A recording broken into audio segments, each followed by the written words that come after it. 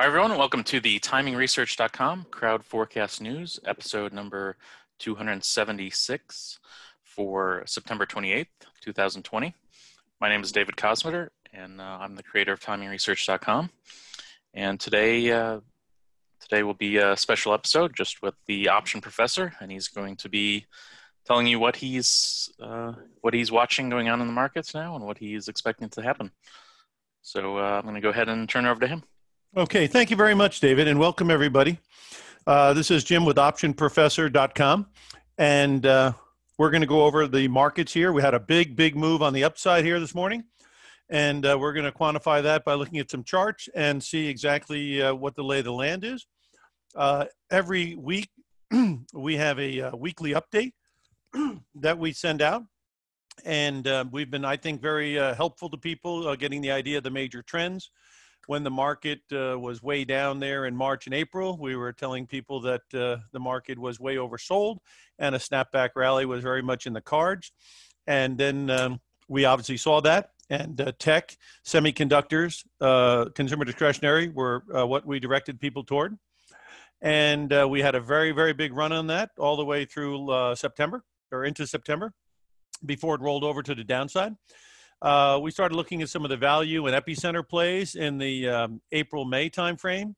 And then in the May-June timeframe, we started looking at the precious metals. So we have been pretty good with our timing on some of these things. And we definitely were thinking that the up towards 3,600 was about it because of the distance it was from the moving averages, very overbought. Of course, valuations were off the charts as well.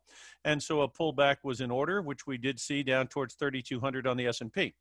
So the question is, and like I said, we did think there'd be a big deceleration last week. There was earlier in the week and then a reversal. Now, again, we do have end of the month, end of the quarter here. So what does that mean? Well, it means that sometimes you get window dressing, meaning people buy some stocks to show their boss that they actually own some of these stocks. And also anybody who was short, a lot of people started getting very negative on the market. They're also getting stopped out on this rally. So you got short covering here, and you've got some window dressing, and you got the end of the month Wednesday. Okay, so you still got a couple of days before the end of the month, but it looks like a lot of it's going on right here. Let me show you what the market looks like on a longer term basis and a shorter term basis. So we're going to go out to a 20-year chart to give you an idea, put it in perspective. And as you can see on the 20-year, the market's been pretty much uptrending ever since 08. And then it broke trend a couple of times here, but the averages really never turned down. So the moving average comes in right here on the long-term graph at about 3,100. And that's where people are getting the possibility of going back towards the 200-day moving average around 3,100, right? Looking towards the 10-year graph, again, 3,111 is where that longer-term average comes in. And so that's in the same ballpark of 3,100. And then the 5-year has broken a bit, you see. So right now, 3,354 is where the average comes in about, I guess, 3,355, which is, where are we today?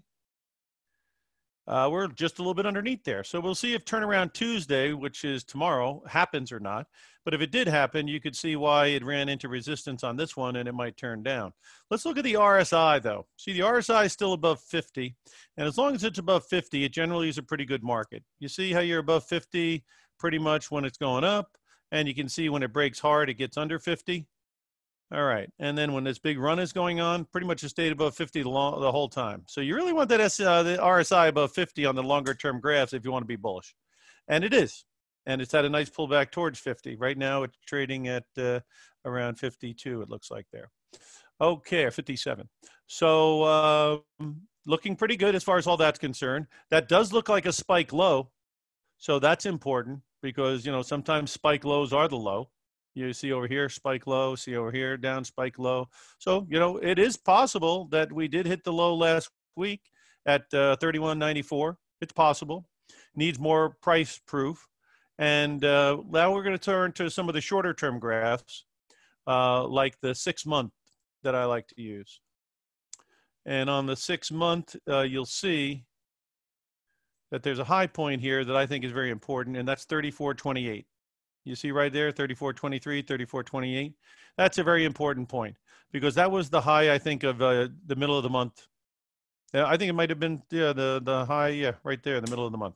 So as long as it stays under 34.28, I'm still suspicious of this market because you have a higher high and a lower high and then a lower high again. So if you take out 34.28, then the concept of 3,200 was the low would make a lot more sense. But if you start failing as we get into October, then 3,200 could be in jeopardy. And those other numbers that we were talking about at 3,100 and 29.65, which is the 2-year moving average, could come into play. But today it's definitely risk on, and it's definitely anybody who was short this market, obviously got blown out during this run because it's gone up 150 points off the low. It's hard to believe that anyone stopped wouldn't get hit in that kind of a rally. And so they are cleaning out a lot. I've noticed also the VIX. The VIX is higher today. And that's not a positive thing for the bulls because that VIX should be tanking if, in fact, we're getting a legitimate rally here. So anyway, our view right now, 34.28 is a key point. And let's see if it can get taken out this week. And if it fails after the middle of the week, when this end of the month stuff is ending. And then basically also there's some rebalancing. The bond market, again, when stocks drop like they did, and you're in that 60-40 relationship, if the 60% stock goes down to 55, you got to sell bonds and buy stocks to bring it up to 60-40 again. So there's a rebalancing in these, what they call balance funds that are going on as well. So there's a couple of technical things going on, end of the month, short covering, rebalancing, but that doesn't last forever. Also, there's a lot of mergers and acquisitions news, and that's helping people get bullish as well. So as I see it, that's the story on the old S&P. A lot of you guys are in the tech sector, so let's look at the Qs.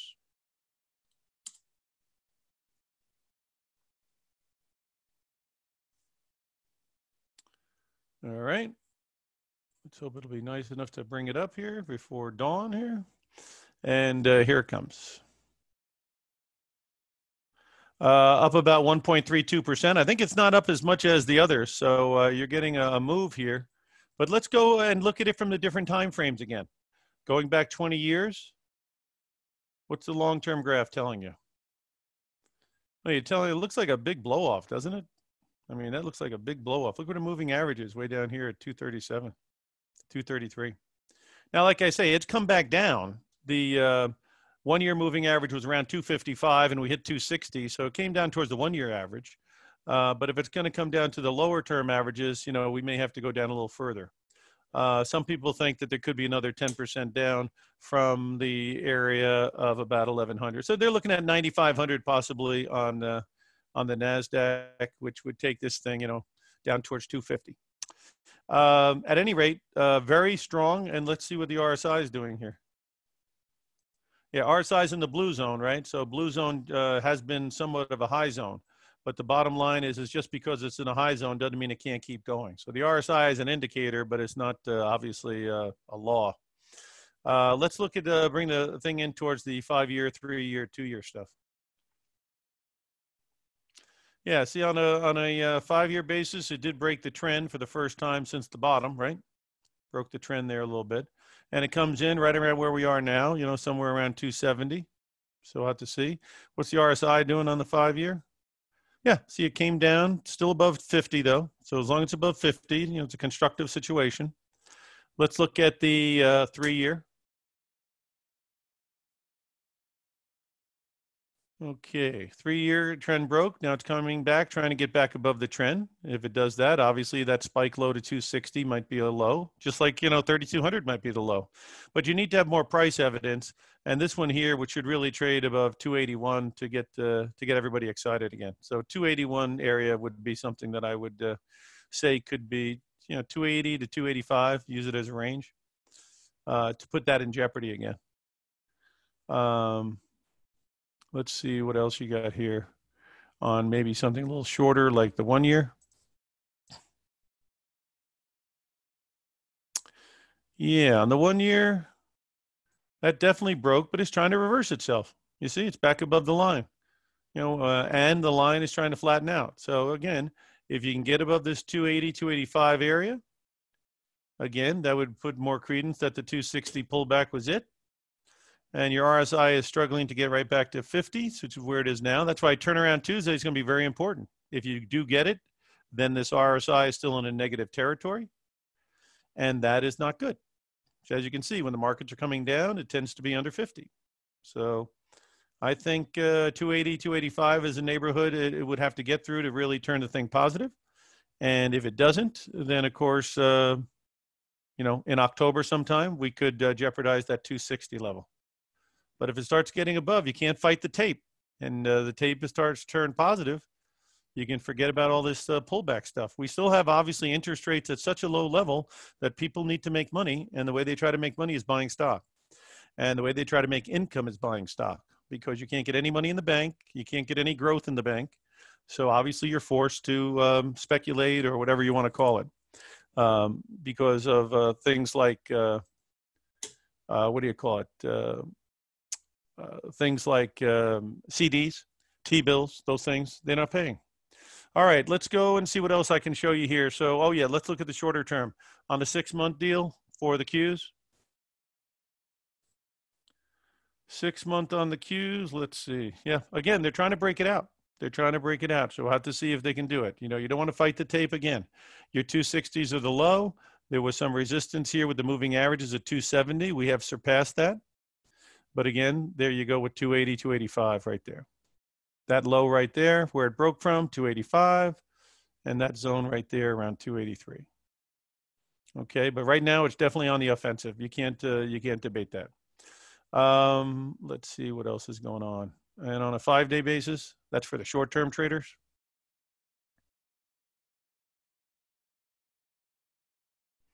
Okay, right there, it has turned up, and it turned up a little bit around 266. So you should be long around 266. And right now you got to get it at a town card maybe at around 273. There is a gap there between 270, call it 272 and 274 ballpark. Okay, so that could be a gap that could go in and get filled. But right now, if it starts popping up, you still got a nice little trend on the short run. But clearly right here where it's stopping, you'd want it to stop. If it starts filling in that gap, that means obviously it's weak enough to fill in the gap. If it's so strong, sometimes that gap remains a gap. Okay, so you've got your Qs, and what about the semiconductors? Taiwan Semi, Advanced Micro Devices, those kind of guys. Let's see what's happening there. NVIDIA. Yeah, they're up good, 2%. Let's take a look at them on a long-term basis and see how ridiculously overbought they look. Yeah, pretty good. About the same as tech, the Qs. Right down here is 146. Thing traded up as high as 185 ballpark. Trading 172. RSI. Yeah, right at that higher level. But let's just see something here. Yeah, you see, this is the problem that you deal with when you're dealing with some of this stuff. Is you see the highs on RSI was made here. And can you see this entire move from here, 119, all the way up to 180, has been done on lower RSI? And that's not great sometimes. So that's why you got to be a little bit careful that short covering, weak volume, and stuff like that is present. Because if that stuff is, short covering only lasts so long, because once you're short covered, you're out. That's not consistent buying. That's, one-time buying. And then, of course, low volume means people are not interested in it as it gets so high. So got to be careful of the semis up here and see what happens there. Let's take a look on a shorter term basis. The 1 year. Yeah, again, they're trying to break it, but it came back. You see? So just like the Qs, tried to break it and came back. There's your support if you want to be long. I mean, there's your stop right there, right underneath 163. You got a nice line in the sand there. And if it gets above that point here, similar to the 3428 on the S&P, it'd be 175. That would be constructive. So turnaround Tuesday, could happen, but if it doesn't, and look, the RSI now is breaking through 50. So that's bullish as well. You set your parameters and you go from there. Looking at the 6 month, again, it was trying to turn down, turned up. Let's look at the RSI. Yep, broke through 50. So you want to be long. There's where you want to get out underneath 163, 164. And do you want to add? Well, if you break above 175, maybe you'd add. So there does seem to be a little bit of a turn in the tide here, but again, it could be technical in nature, but you can't fight the tape. The numbers right now are positive. And let's look at a real short-term one, which would be your 5-day. Yeah. So 5-day, similar to the Qs, got you bullish down here at 167. And as long as it stays above 171, you're still looking good. There's a gap down here that could get filled. That's 169 to 170 and a half. Okay, so there you go with the Qs and the semis. And let's look at an ETF that deals in consumer discretionary. This is a Vanguard ETF. I guess you guys all know there's plenty of ETFs out there on this stuff, but we're looking at this one.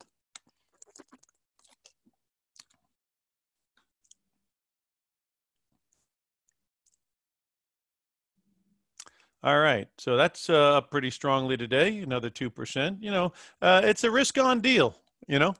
When you see semis, the Qs and VCR or consumer discretionaries all on the bicycle. Mega cap growth is probably doing well as well. I'll get to that in a second. You know, that's where the people are plowing money in. They feel like those people have got what? They've got sales and earnings growth, and they've got a lot of you know, growth potential. And if we have another virus deal, those are the companies that people have been using. So that's where they're going into that kind of stuff. Again, because obviously they feel like that's a little bit of a safety trade. Okay, so let's take a look on the long side here. How's VCR look? It's probably very overbought like everything else. There you go. And the RSI has not matched up to those RSIs. So again, the risk here on the entire market is similar to the risk we had in February, because in February we had markets like the S&P going up towards 3,400 on lower RSI. Again, that can mean short covering, low volume buying, and those two things are problematic if the tide turns. This here, again, big blow off in September, early September, and then you know, if in fact this thing is not going to be able to get the juice that it needs. If the news changes at all, you know, it obviously has potential to pull back towards the mean. But right now, it is positive, and let's take a look here at a 1-year graph. So today I'm sharing you my observations and my opinions, so keep that in perspective. And the 1-year graph is... Let's see.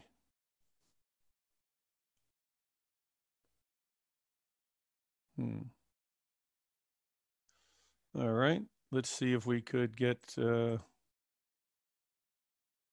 let's look at something like a 6 month.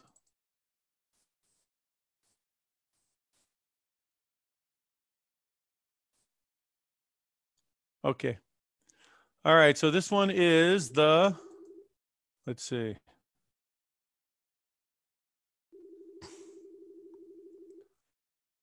Okay, so this one again is peaking out to the upside. Again, downtrend, looking bad, but now it's peaking out to the upside. The moving average is still pointing down though, so that's not a positive.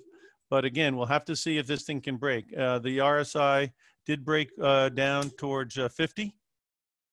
And for some reason it's saying 51, so it's trying to get back above. So this is the consumer discretionary. Again, has a weak look to it still, but, you know, getting above 239 and 240.5, you know, that would turn the chart around about. So not quite as strong as tech, but it is up today a couple of percent. Again, you know, if you want to know my opinion, you know, that 34.28, I think looks like it might hold. And if it does, then I would be looking for the thing to roll over to the downside again.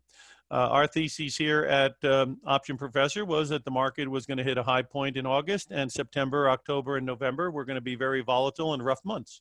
Why? Because you got no stimulus package. Why? Because you've got a risk of the virus coming back. And why? Because you've got the election. Those are three fantastic reasons why the market could be very volatile and possibly have some corrections in the months of September, which we've already seen, and October and November. So having said that, if that's the way the numbers read out, you go with it. But like I say, if it starts breaking above 34.28, or if it starts breaking above these numbers I'm talking about, you can't stay in front of a freight train. Maybe obviously the news might be changing differently than our anticipation. But a lot of guys that use Elliott wave and Fibonacci numbers, they are kind of the belief that we will see something towards 3,000 or even sub 3,000 on the S&P sometime in between now and the end of the year. And that's a fairly decent drop from here. So, if they're going to be correct, having some powder dry on that would make some sense.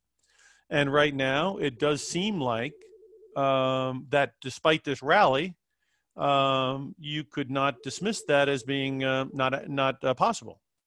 But again, you can't fight the tape. If you start taking out those resistance points, you've got to change your tune. You can't just stand in front of a freight train. Let's just see some of the other sectors that have been in a situation where, let's see here. Let's look at things like value.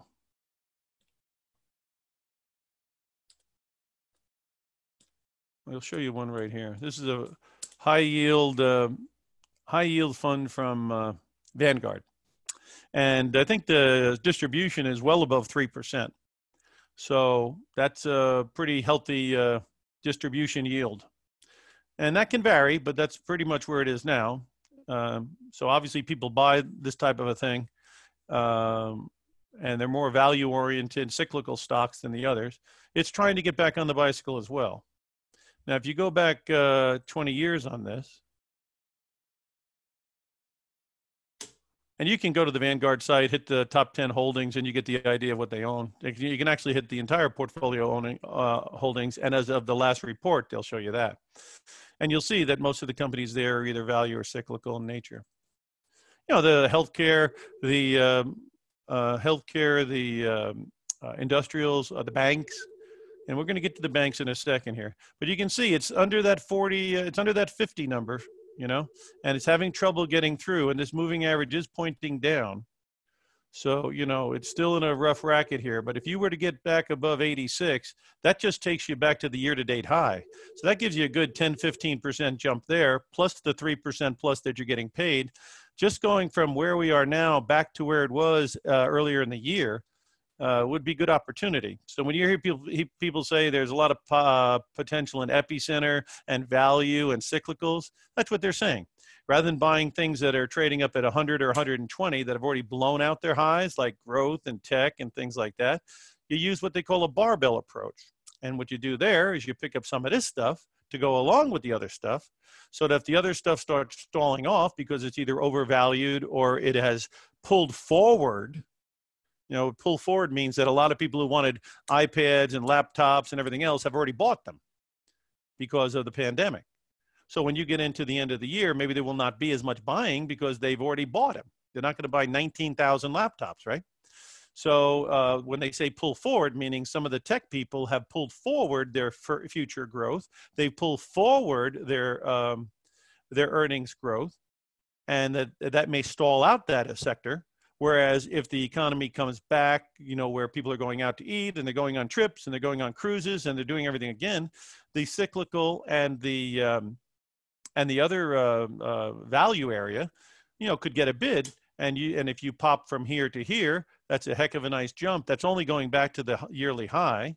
And then secondarily, they're paying 3% or better. You got a double-edged sword there. And that sideline money people refer to, that sideline money may be very interested in this sector because maybe they don't want to speculate that Zoom will go on forever at the valuation that it is, which is enormous. And of course, some things that are going on now may not go on to the same speed, right, if things normalize.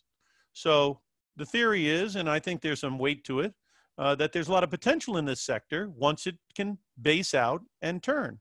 The pullback low on this particular one has been about 78. 77. And the resistance is clearly right around that 84, 85 area. So you're kind of in a window, 75, 85, whichever way it breaks out, it's probably the way to go. But again, this is interesting again because of the factor that it's not in everything that's already moved up so far. Just to give you an idea on the banks, a lot of these banks are getting very cheap. Let's say how cheap Citigroup is. Now, they had some problems with their anti-money laundering situation, but some people think that's already in the market. We'll see. This thing went down towards 40, and now it's up. Yeah, there you go. It's up about 4%. This is supposedly a very, very cheap stock, and it's supposed to be something that could have value looking forward as we normalize. Let's take a look at the 3-year graph. I like to look at things as a 1, 2, 3 year, then move into the 6 month, then move into the 5-day and the 1 month. So those are the time frames that I like to look at. Okay, so here you go. Yeah, see, that doesn't look very good technically, right? I mean, it's hard to say, you know, but again, the RSI is hanging around 40. But again, can you see it's under 50? And even with the rally it had, it never got above really 50, right? It's just hanging around that 50 area. So right now you're in the 40s, you know, again, a little early to say jump into the banks, but can you see if it does get the RSI above 50 and you start getting above this 51 area, there's a lot of real estate up here, a lot of real estate. And that's why the people think the bank. Now, the banks have got two things going. Either A, they're going to be diluted or shall we say drowned in commercial real estate debt because these buildings are going to be uninhabitable for commercial purposes, and they're going to be vacant, and they're going to need a situation where, you know, they're going to have a bunch of bad loans come in. That's why they've got so much loan reserves, right? But if the loans don't come in bad, as expected, they got plenty of loan reserves. These guys also have trading desks in bonds and stocks. And I'm sure they're making money on that. You're going to see their earnings, and I'm sure their earnings are going to surprise to the upside, in my view. Unless, of course, they have got some loans and things come out that they haven't talked about yet. But, you know, things like JP Morgan, let's show you that one. People say that's best of breed. But again, they did have their problems with the stress test. All of them did with some activities that were not looked at favorably by the regulators and the auditors. Okay, so this one's up 3% because, again, it is best of breed, as they say. And as you can see, it's in a little better shape than the Citigroup is. So, again, though, it's underneath its moving averages here. And the RSI is under 50. And that's not the setup I like to see. Of course, you know, you can buy into a bad setup. Look, you know, right down here, when it gets into the red and this thing is so far away from its moving average, you can take stabs at it once it stops making a new low. See, there's the low. The next bar is above there. So then as soon as it does that, if you want to speculate, you buy there and you put your stop underneath there because you have some evidence that the low's in. Just like right now, you have some evidence that 91 is the bottom of the pullback, and now it's trading up here. So if you were buying it, obviously that would be the get out point because you don't want that getting taken out. But you are, you know, taking a shot because it's not that oversold and the RSI is still comfortably under 50. But you start getting this thing back above 105 and you get these moving averages pointing up, and now you got a different ball field. And is there a lot of real estate above? Look at all that real estate above. So if you hear why people like the banks, they like it because they're on sale. They like it because they think the banks can make money. And when things normalize, they're going to even make more money. And the Fed has put 44% of GDP into stimulus. So that's got to go somewhere. And there's a possibility because the dollar, which is having a little rally here, if it turns back down again, you could have a situation where long-term rates may go up. I'm going to show you a chart on that in a minute. This is a good chart to look at when you're looking for something that would make you want to buy into banks. Because what does a yield curve steepening means? That means they pay you 0.5% or 0.1% on your money, which means they're paying you nothing to take your money in. Then they loan it out on mortgages, et cetera, and credit cards, and then they can bring in higher, way higher than what they took in. So they're getting your money for free, and then they're making money by loaning it out and doing credit cards and stuff like that, right? So the higher those long-term rates are, the better it is for the banks. And when that happens, I think value is going to take off, and I think the banks are going to take off. Okay, so let's take a look at something that would give you an idea on long-term rates. This is the December Treasury bond contract. And let's take a look and see if there's any technical reason why that might occur. The fundamental reason would be is the economy picks up strong, right? GDP picks up strong. And then the other, and there you go. This thing looks like it's set up for a nice dump here. This is the 3-year graph. I've been trading these markets a long time. I was there, I was there when Volcker was making rates 16%. That was the absolute high in interest rates on the 16% on the long bond. And I've been there when the long bond hit 1%. So I've been for the whole ride. And if you wanted to ask me a question, I think you're looking at a cyclical situation that could be a full what they call full cycle, meaning 16% went to 1%, and now we're going to go the other way. The Fed cannot control as much the long-term rate. They can control the shorter-term rates. That's why people who are trying to get fixed income, they generally are trying to go with 5 years or less on corporate bonds, because the Fed has said they are willing to support investment-grade corporate bonds, but they are not. They're not talking too much about buying long-term bonds, and this is what this is all about. So let's take a look at the graph. When these things go up, that means yields are dropping. Interest rates are dropping when they go up.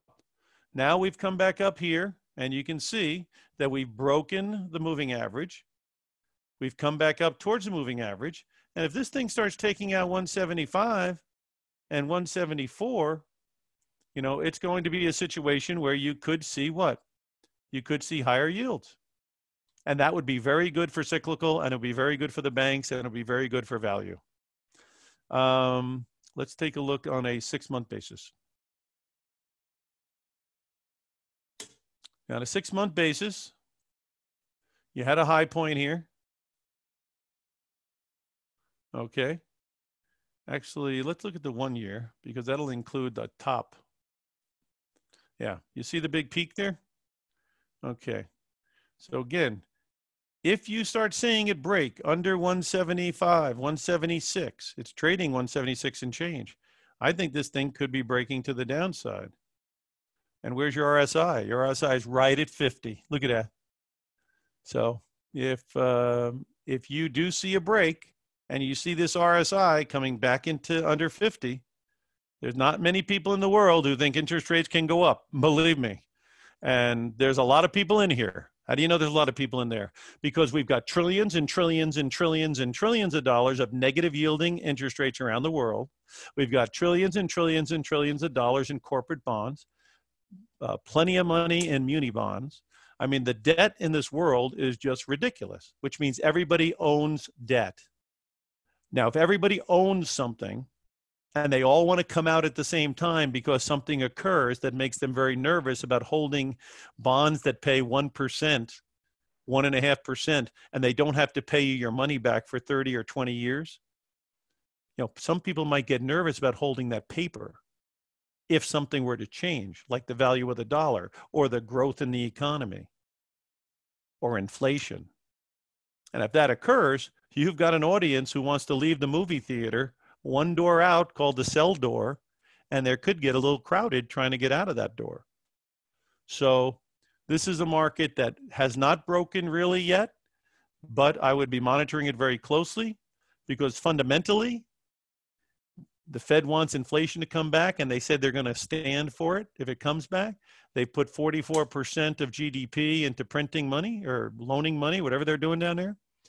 And then you have got GDP is going to snap back big time in the third quarter. Supposed to moderate in the fourth, but nobody knows for sure.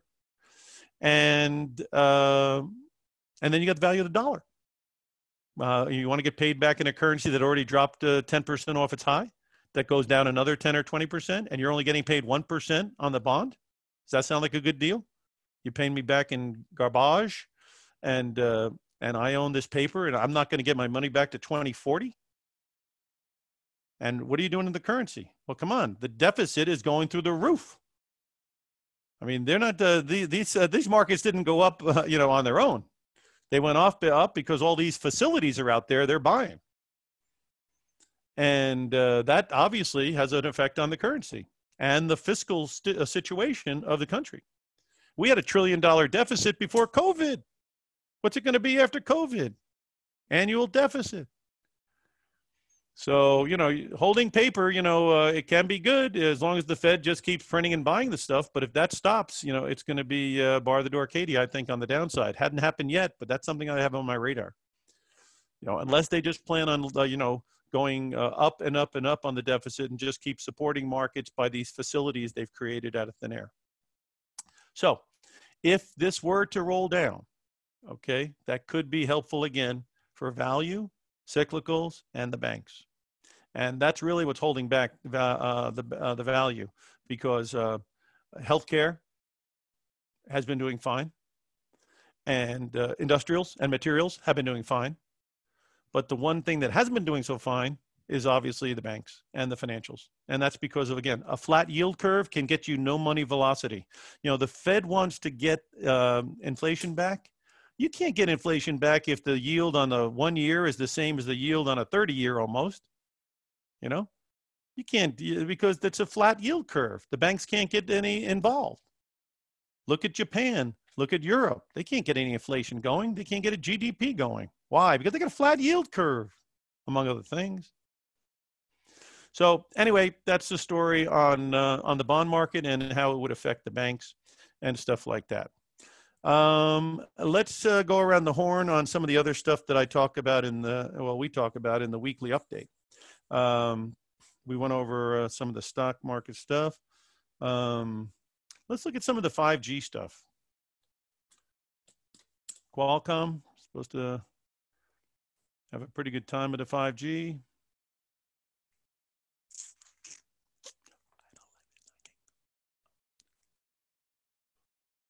Okay, yeah, up good today. So again, the 5G stuff is going to start cooking here a little bit. There's your low on Qualcomm right there at around 108 ballpark, 1718. And it did break above 113. That was your buy point. And then bingo, you're at 117. So that's back on the bicycle. And the RSI is above 50. You see, once you go through 50 on the RSI, sometimes not a bad train to jump on. Let's take a look at Broadcom.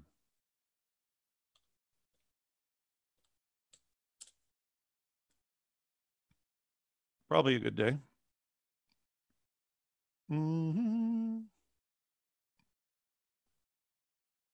Broadcom is, up about 3%.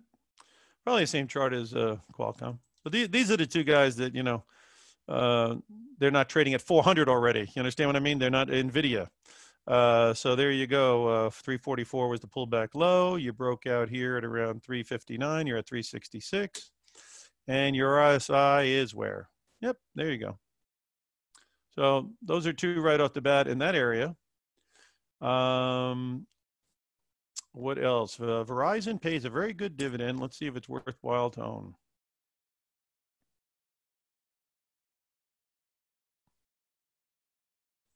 I think it's definitely over 4%. It could be 5%. I'm not sure. I'd have to look. But you guys could look. And then see, it's a little bit on the defensive here. But it's trying. It's trying. But I'd like to see it break above 61 there before I'd get too excited. And then the RSI, what's that telling me? Yeah, it's right at 50. So if you got another $2 run, get this thing a little bit more solid above 50. That would be a good sign for Verizon. So not yet, really. Not yet. But I'd keep an eye on it because, again, pays a great dividend. It's going to be a player in that 5G stuff. Let's look at some of the other stocks that you guys like to look at. Apple. Our feeling on Apple was that that was a big joke with the split, how they ran it up to 140 almost. Like Leon Cooperman on TV was saying, if I give you a $5 bill and you give me 5 singles back, did I get any richer? And that's pretty much what I was thinking as well. So the pullback I thought would be to anywhere between 80 and 100. We hit 103, close enough. So getting a little bit going at 103 wasn't a terrible idea. But I'd keep some powder dry for the 80 to 90 area. There's 80, which is a lot of highs there. And the 200-day moving average is about 85. So, Yeah, take some bites around 100 there, right? And then maybe you'll get a chance to fill that gap at 96. But right now, you can't fight the tape, and the tape has turned up. So doing some, dollar cost averaging is not a terrible idea. If you think somewhere between 180 is where you'd like, or 85, 185 or 190 is where you'd buy, well, you could put 25% of your position on here and then see if you get lucky on the rest. If you don't, then you could even start adding on strength, because if the thing's going to have the kind of reload on this iPhone that's coming out, and they've got services, and they've got the wearables, and only 5% of their customers have bought the wearables, which means there's a lot of people to buy, then you got a great story there. The place has got a ton of cash, and they have borrowed money at like zero interest almost. So, they got it working on all cylinders. But, will people be willing to pay the rate on the new phone is a question. And again, their sales, I think, have not, the unit sales have not actually grown very much in the last few years. They've raised prices, which has caused revenue to be better, but the actual amount of units is not as much. But right now, like I say, it is trying to break to the upside. That 103 is looking pretty good, but there you are right at the 50 number. So if this thing can't take out 120 and it turns back down, then we might get lucky with the rest. Again, if the idea of the cyclicality or the Elliott wave guys and the Fibonacci's are halfway correct, we're supposed to get better opportunities in the next 8 weeks. We'll have to see. Again, there are some who believe like that might be the pullback low. Right now, they look like they're right. But the point being is turnaround Tuesday and other factors like how these debates go, and again, is the virus coming back, and will we ever get stimulus and all that kind of stuff, those are big factors as well. The key to the return to normalcy on the prices has to do with the fact that most people who lost their jobs were not high earners, and the Fed was able to get a replacement to a lot of that income with the $600. But once they took the $600 away, then the income problem may resurface. And that's, I think, one of the reasons why the market is sometimes dodgy, because they're concerned that the consumer doesn't have the money that they thought. And 13 million people or so, plus or minus, on getting benefits is still a whole lot of people.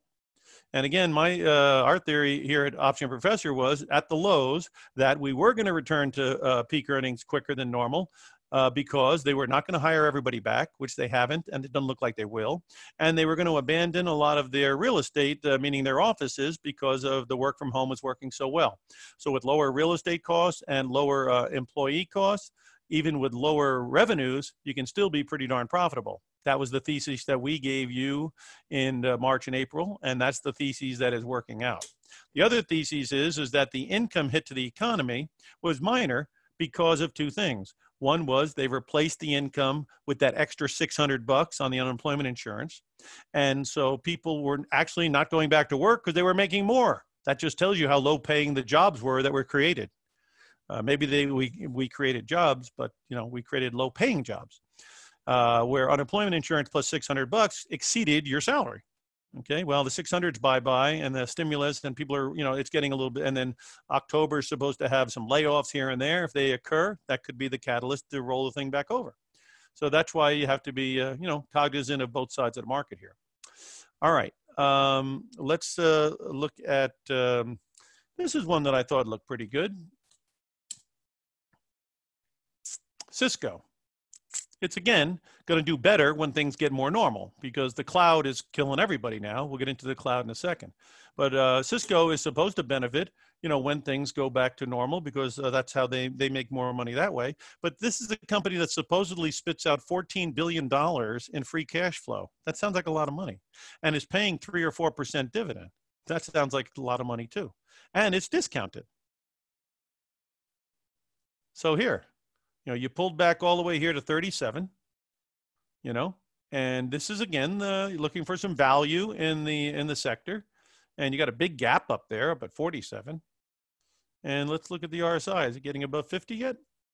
No, but it's coming out of the red zone. And if you notice, that low here was that red area. And this low here was that red area. And so it's a little bit of a divergence on the RSI. So if we can get above 40, yeah, and then get above 42, this would be interesting to keep an eye on, because again, you don't have to buy you could try to buy the low down here. And again, once a low is made and you are surrounded by higher lows, you take a shot and there's your stop. So if you do, take a shot down here, because now you have some higher lows, that's your get out point. But our view would be wait for these moving averages to turn up, because there's so much upside if the thing turns. I mean, to go back to the yearly high is 50. So there's 20% upside plus your 3 or 4% dividend. That's 25% total return if it can go back up there. And, you don't have to be the first one in. So try to see if these trends can turn up a little bit. Anyway, we thought that looked a little interesting. And then Gilead was a little bit trying to find its footing at 62. Let's see if it did that. We were thinking somewhere around 62 might be interesting on this one. It's just still hanging in there. But it's discounted, right? It used to be up at what, 86, and now it's down here at 62. And they've got a lot of stuff cooking. So again, there's your lows, but see, you're not making lower lows on RSI when you're making a lower low here. That's a divergence, and that's why there's a trade here. That's why if you bought it here at 61, you might get it back up towards 64 on a trade. But getting above 64 and getting above here would be important if you want to get back. But this is one to monitor, because, is that a discounted rate from where it was, from where the price was? Let's just see how the COVID stocks look real quick.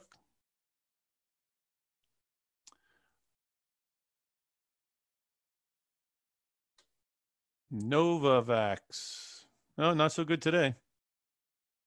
Yeah, these are feast or famine, but it looks like they're trying to turn it up. There's a good place to say goodbye to it, which is 96. RSI.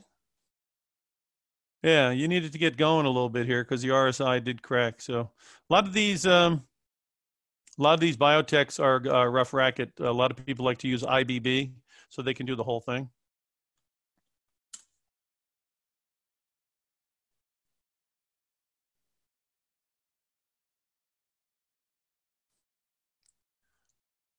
And here comes IBB.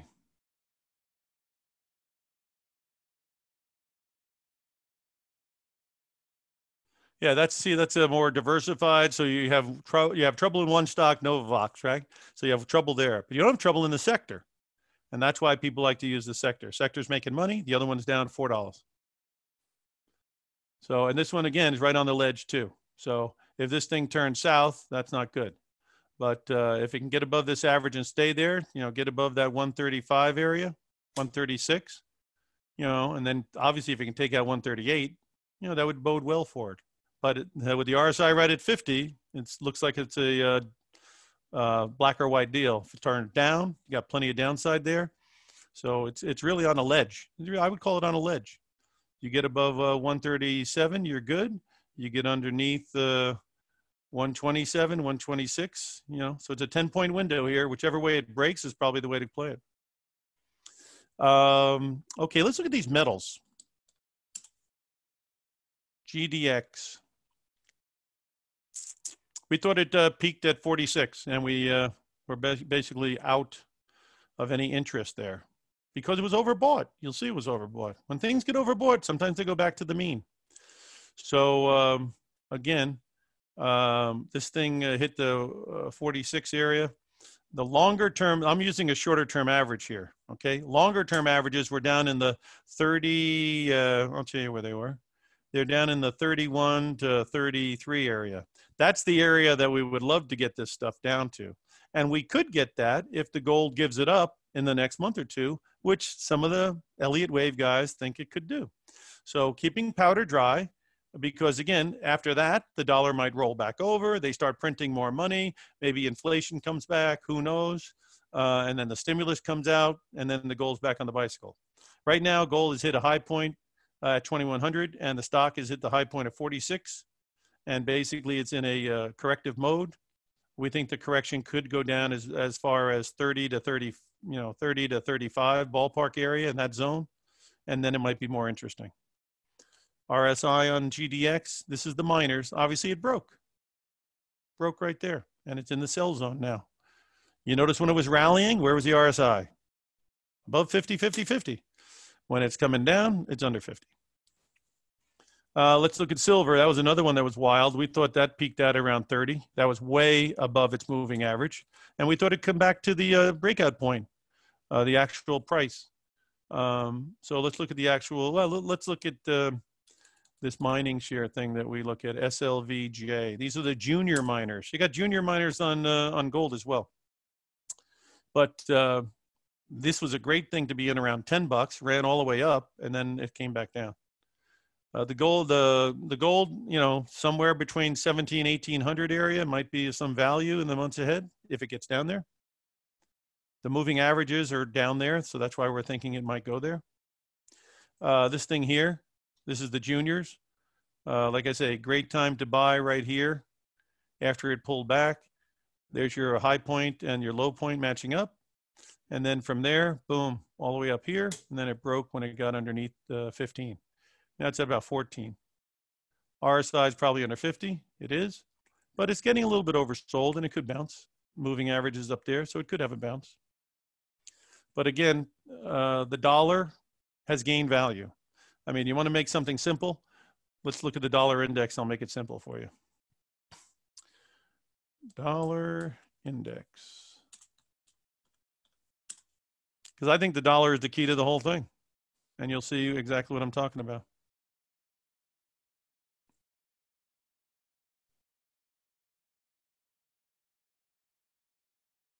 Okay, in the last year, we had the dollar hit almost 103. And it dropped all the way down to 91 and change. That's about an 11% drop in the dollar. Okay. Now, when did the dollar start dropping? March, April, right there. Well, what happened in March, April? The stocks bottomed, the gold bottomed, the silver bottomed, the euro bottomed. What happened in the months after March, April? The dollar went down, and there went the metals and the stocks and everything else. Now what's the dollar doing? It's rising, right? And because it's rising, what has been happening? Where did it bottom? Right there. I believe it was September 1st or something like that. Let's get a date on that. I'll give you the exact date. The bottom occurred on the pullback here. It says August 20th.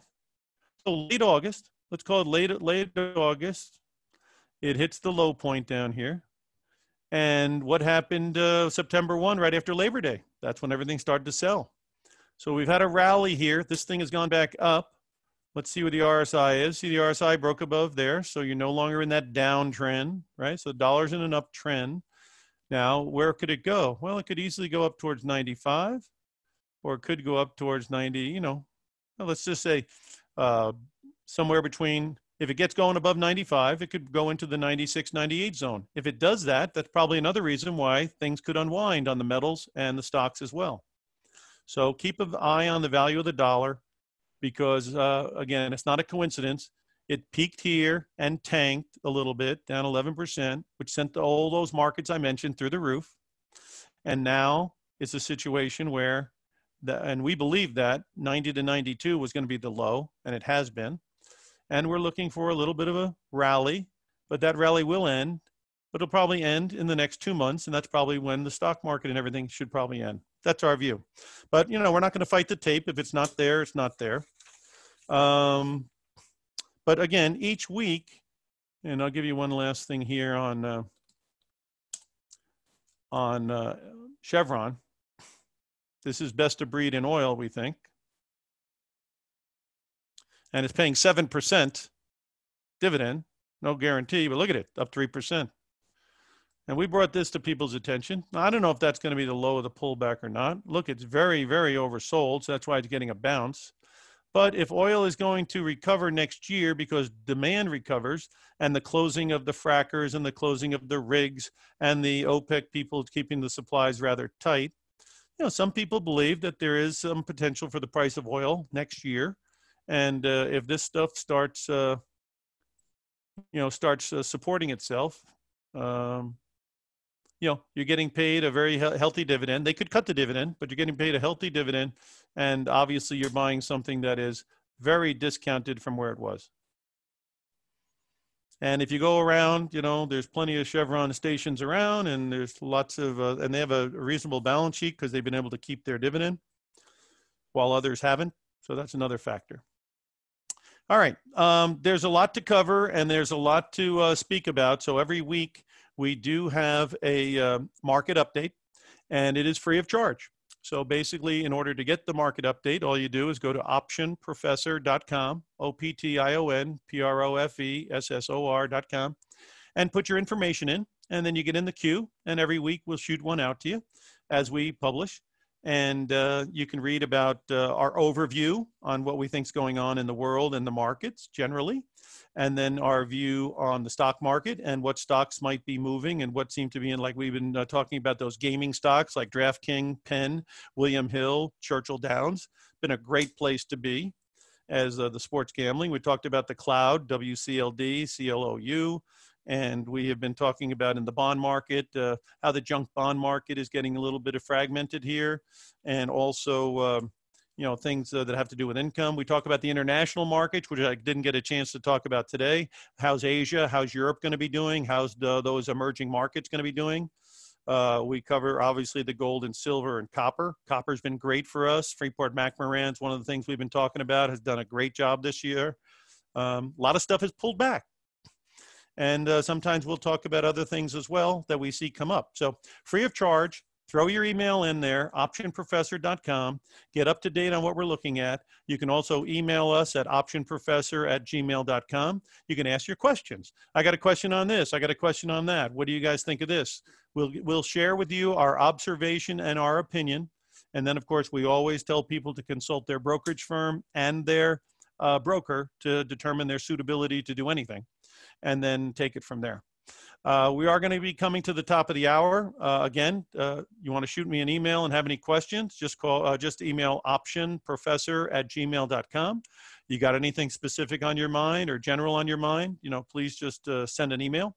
And then don't forget to sign up for the weekly free market update that we publish and take advantage of that.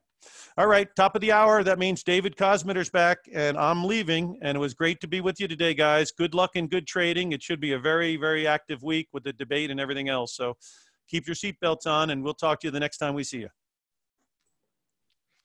All right, thank you. Lots of good info today. So just a quick reminder for everyone, be sure to subscribe to Timing Research on YouTube and your favorite podcast directory or app.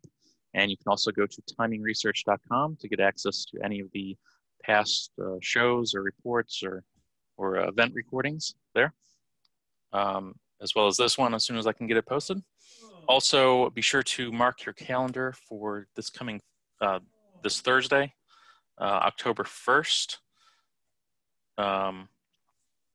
We are going to have another Synergy Trader event, this one with the focus on stock trading. So we're going to have at least 10 presenters for that one. So 10 hours of good trading education on the topic of stock trading. Most of them are going to be about stock day trading, but some other types of trading as well. So be sure to join us for that. You can always go to TimingResearch.com/live to get access to the room for any of the live events. So that'll be all day on this coming Thursday. So I just want to thank the Option Professor again for being here to share his market knowledge with everyone. And thanks, everyone.